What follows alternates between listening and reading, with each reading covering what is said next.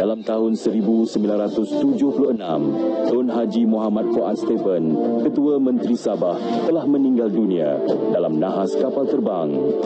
Nahas yang berlaku di Sembulan, 3 km dari Kota Kinabalu, turut mengorbankan 10 orang yang lain, termasuk 3 orang menteri. Tun Haji Muhammad Fuad Stephen dilahirkan di Kudat pada 14 September 1920. Beliau dilantik sebagai Ketua Menteri Sabah pada 15 April 1976 selepas parti berjaya yang dipimpinnya memenangi 28 kerusi daripada 48 kerusi dalam pilihan raya umum negeri Sabah. Beliau pernah menjadi Yang di-Pertua Negeri Sabah ketiga tetapi meletakkan jawatan pada 28 Julai 1975 untuk bergiat cergas dalam politik dan seterusnya menubuhkan parti berjaya.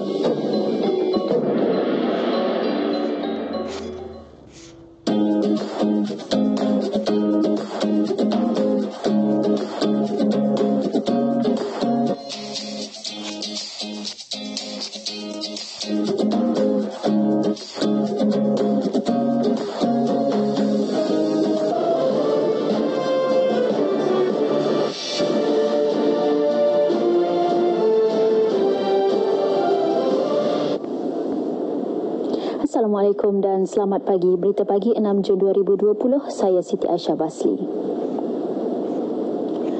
Bagi memenuhi fasa pemulihan menangani wabak COVID-19, kerajaan memperkenalkan Pelan Jana Semula Ekonomi Negara Penjana. Menurut Perdana Menteri Tan Sri Muhyiddin Yassin, pelan tertumpu kepada 3 matlamat utama iaitu memperkasa rakyat, melonjakkan perniagaan dan merangsang ekonomi. Secara keseluruhannya, terdapat 40 inisiatif bernilai 35 bilion ringgit. 35 bilion ringgit di bawah penjana ini. Daripada jumlah ini, sebanyak 10 bilion merupakan suntikan fiskal langsung daripada kerajaan. Dengan tema Bersama Menjana Ekonomi, penjana dilaksana dalam fasa pemulihan iaitu pendekatan keempat strategi kerajaan untuk menangani COVID-19. Ini berikutan penularannya yang membawa kesan kepada ekonomi negara sehingga berlaku kadar pengangguran pada paras 3.9% atau sekitar 610,000 orang pada Mac lepas. Berdasarkan unjuran Jabatan Perangkaan Malaysia pada 14 Mei, kadar pengangguran dijangka meningkat kepada 5.5% atau lebih 860,000 orang penganggur untuk keseluruhan tahun ini. Ekonomi Malaysia juga dijangka menguncup pada suku kedua tahun ini berikutan usaha pembendungan penularan wabak COVID-19 yang masih dijalankan di peringkat global dan dalam negara. Bagaimanapun, sehingga 2 Jun lepas, Jabatan Perangkaan mendapati 12.7 juta atau 83.5% pekerja telah mula bekerja berbanding 10.2 juta atau 67.2% pada 17 Mei. Malah, pakej prihatin dan prihatin PKS tambahan telah berjaya menyelamatkan 2.4 juta pekerjaan yang mengurangkan beban aliran tunai hampir 11 juta rakyat dan memberi sokongan kepada lebih 300,000 syarikat.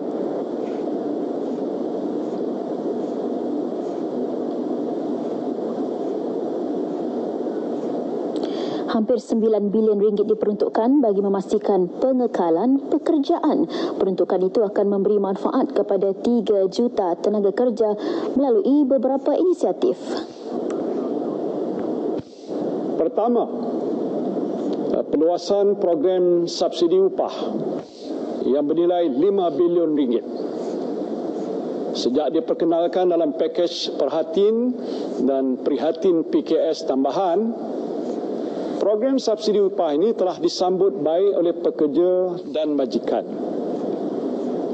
Program selama 3 bulan ini telah berjaya menyelamatkan lebih 2.2 juta pekerjaan dapat kita selamatkan.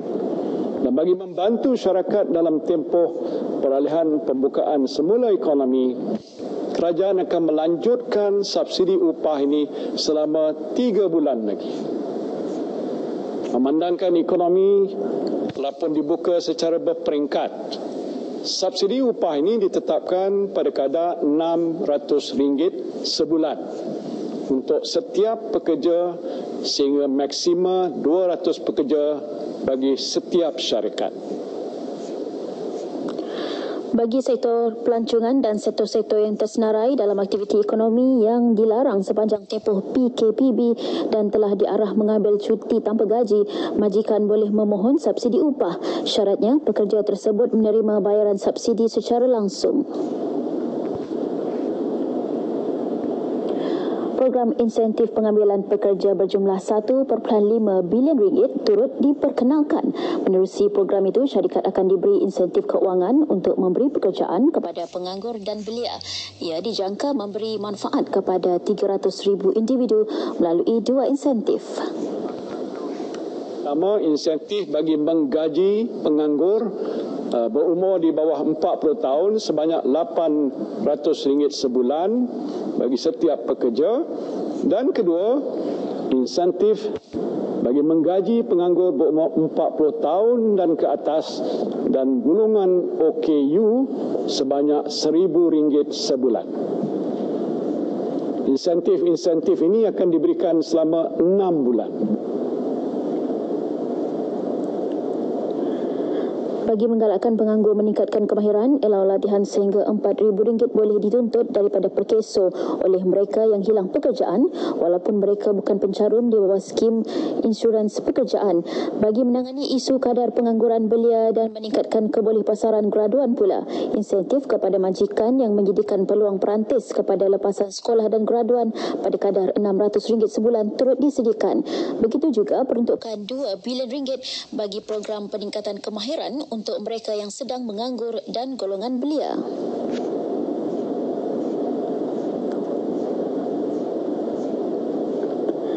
Bagi menggalakkan majikan melaksanakan konsep bekerja dari rumah, insentif percukaian dan perlindungan insurans akan turut diberikan. Selaras dengan saranan kerajaan yang menggalakkan majikan, terutamanya industri PKS untuk melaksanakan konsep bekerja dari rumah atau work from home, insentif percukaian dan juga perlindungan insurans pekerjaan akan diberikan. Sebagai contoh, pengecualian cukai pendapatan sehingga RM5,000 kepada pekerja yang menerima manfaat dalam bentuk telefon bimbit, komputer riba ataupun tablet daripada majikan.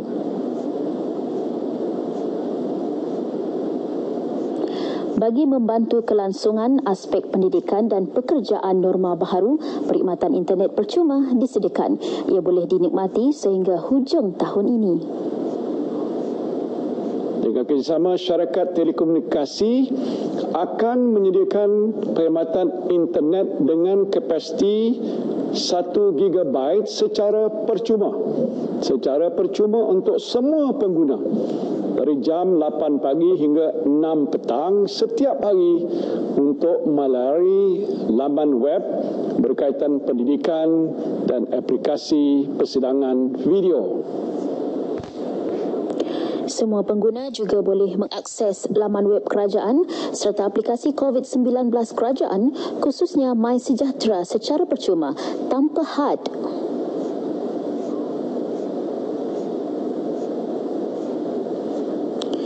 Bagi meningkatkan keyakinan ibu bapa untuk menghantar semula anak-anak ke taska, geran diberi kepada pengendali taska untuk mematuhi dan melaksanakan SOP ditetapkan.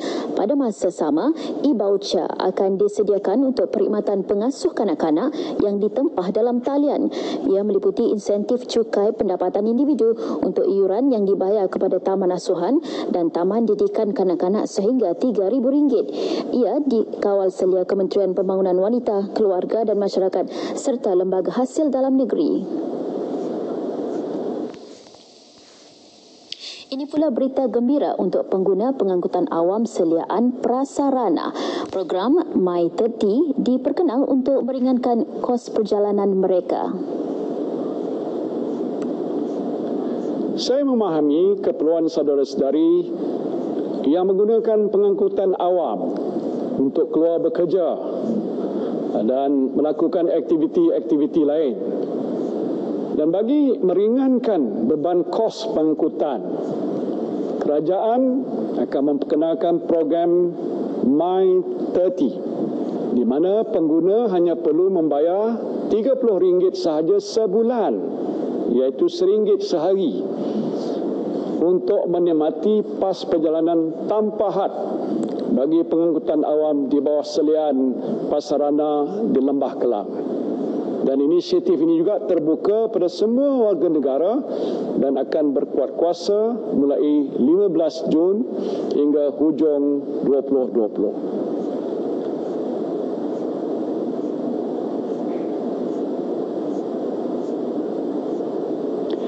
75 juta ringgit diperuntukkan bagi menyokong pertumbuhan ekonomi gig dan kebajikan pekerja sektor itu.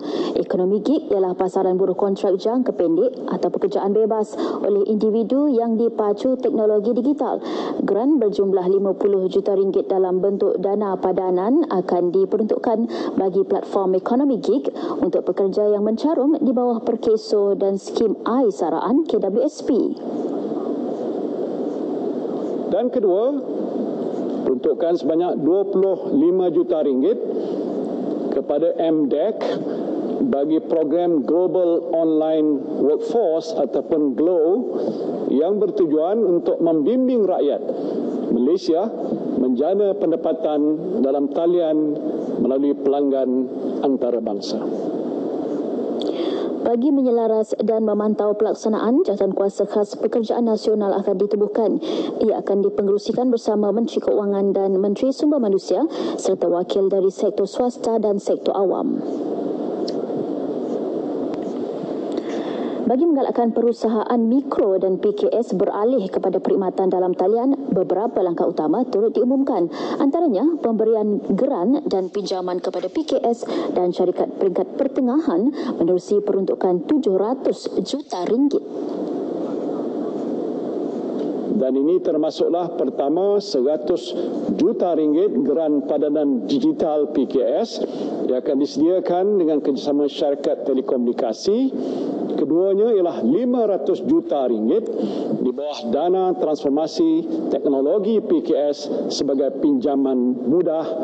Dan ketiga, 100 juta ringgit geran otomasi pintar di mana setiap syarikat yang layak akan menerima geran sehingga 1 juta ringgit. Geran padanan 140 juta ringgit untuk sesi latihan, subsidi penjual dan bantuan penjualan turut diberi jika PKS beralih kepada perkhidmatan digital. Inisiatif akan dirajui Perbadanan Ekonomi Digital Malaysia bersama platform e-dagang terpilih. Kempen Shop Malaysia Online juga bakal dilaksanakan bagi menggalakkan rakyat berbelanja secara dalam talian.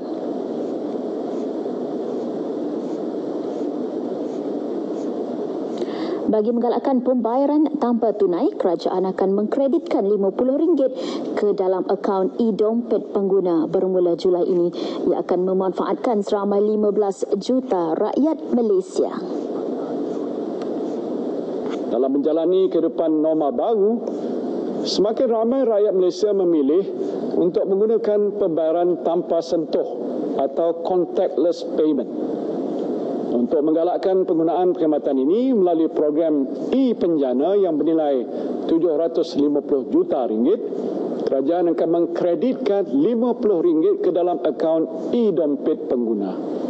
Dan ini akan dipadankan dengan tambahan voucher, pulangan tunai dan diskaun berjumlah RM50 Malaysia daripada syarikat khidmat e-dompet.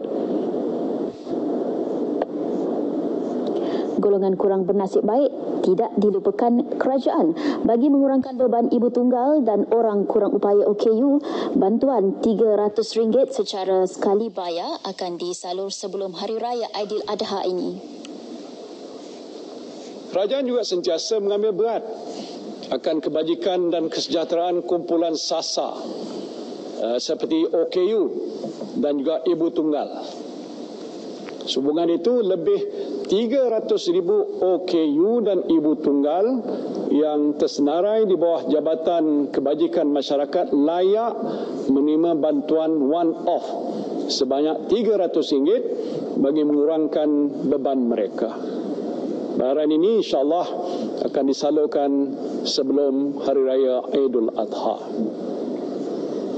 Kerajaan juga akan memperuntukkan grant kepada pertubuhan bukan kerajaan yang berkaitan.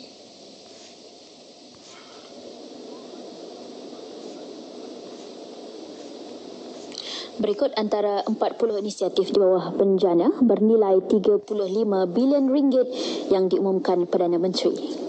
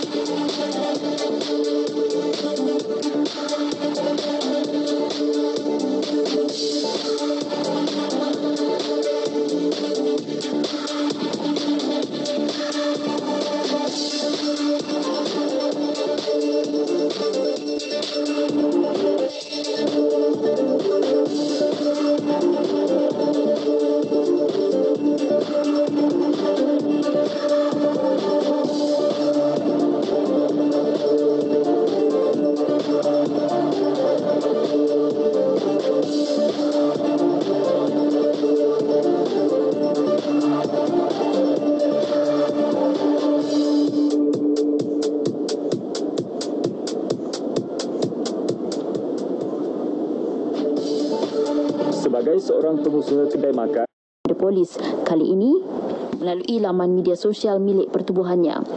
Sabit kesalahan, tertuduh boleh didenda tidak lebih RM50,000 atau penjara tidak lebih setahun atau kedua-duanya sekali. Tertuduh dibenar diikat jamin RM5,000 untuk setiap pertuduhan dengan seorang penjamin. Sebutan semula kes 23 Julai ini.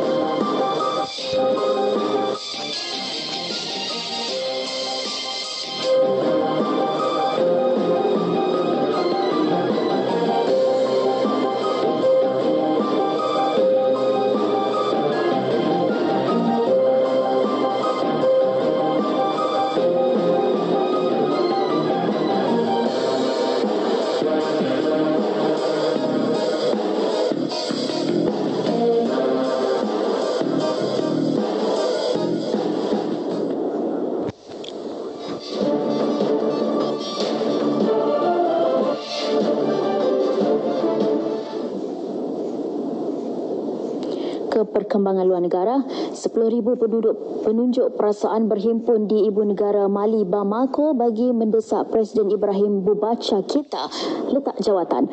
Mereka mendakwa pemimpin terbabit terlibat dengan rasuah, salah guna kuasa dan menipu dalam pilihan raya. Perhimpunan terbaru itu merupakan tunjuk perasaan susulan yang diadakan sejak parti Ibrahim menang pilihan raya bulan lalu. Ia dianjurkan blok pembangkang baharu diketuai Mahmud Diko. Selain mahu Presiden letak jawatan, mereka turut menggesa pilihan raya diadakan. Mereka juga mendesak pembebasan seorang lagi pemimpin pembangkang, Soumaila Cissé, pada Mac lalu oleh kumpulan bersenjata semasa kempen pilihan raya.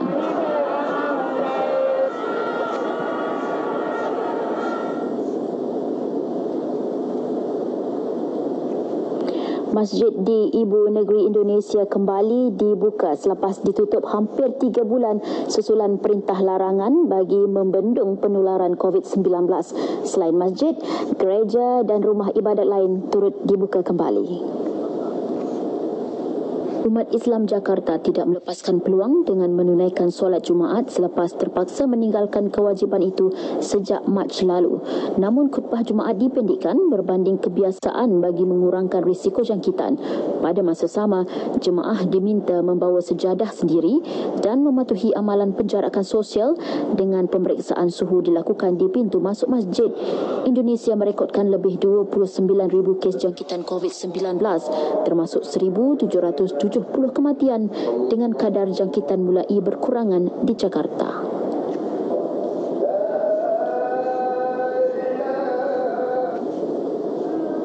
Perkara sama turut berlaku di Palestin. Penduduk negara berkenaan kembali menunaikan solat Jumaat setelah masjid ditutup 69 hari bagi mencegah penularan COVID-19. Masjid ketiga paling suci bagi umat Islam, Al-Aqsa, menjadi tumpuan. Bagi mengelak jangkitan, jemaah duduk dalam jarak 1 meter antara satu sama lain. Notis peringatan agar protokol kesihatan dipatuhi turut dipamerkan sebagai ingatan kepada jemaah.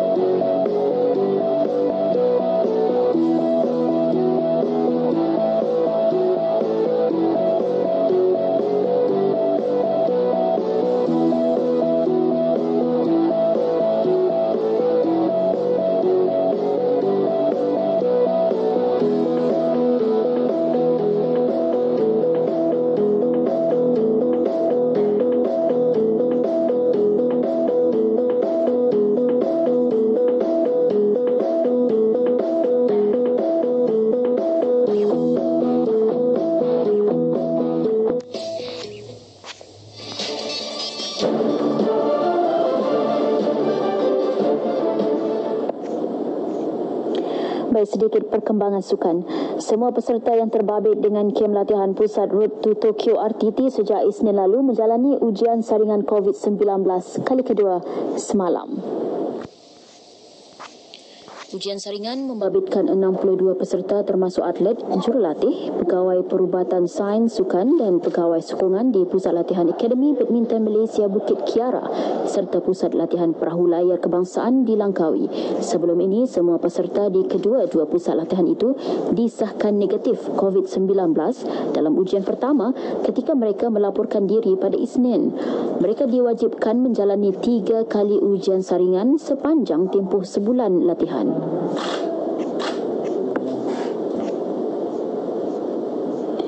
Walaupun beberapa acara sukan litar utama dunia tertangguh susulan wabak pandemik COVID-19, perlumbaan 24 jam Le Mans edisi ke-88 tetap akan dilangsungkan secara maya di platform R Factor 2. Lebih menarik, Malaysia akan diwakili Alex Yung selaku peneraju Excel Motorsport yang juga merupakan satu-satunya pasukan Asia dijangka berentap dengan 60 pasukan lain dalam perlumbaan pada 13 dan 14 Jun ini.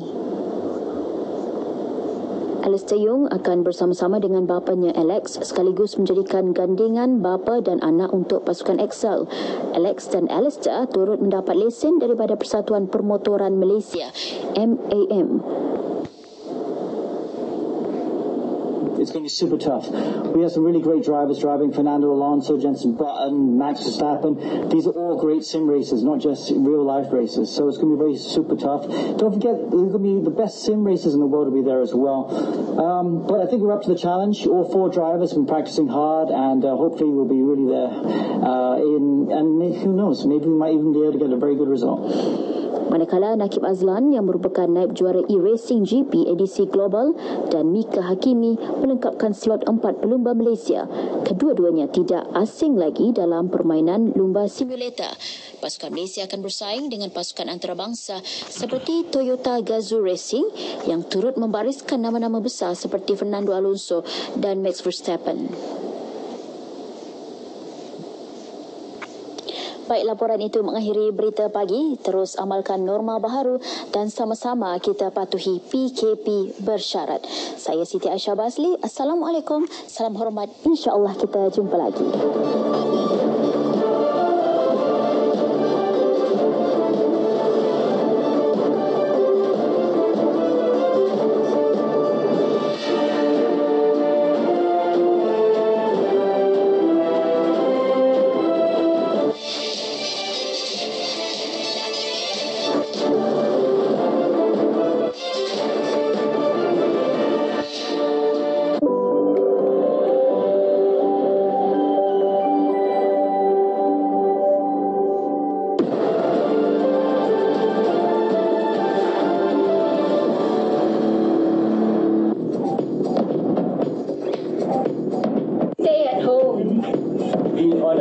Wash your hands. Social distancing. Strengthen the Not virus. stay at work for you. You stay at home for us.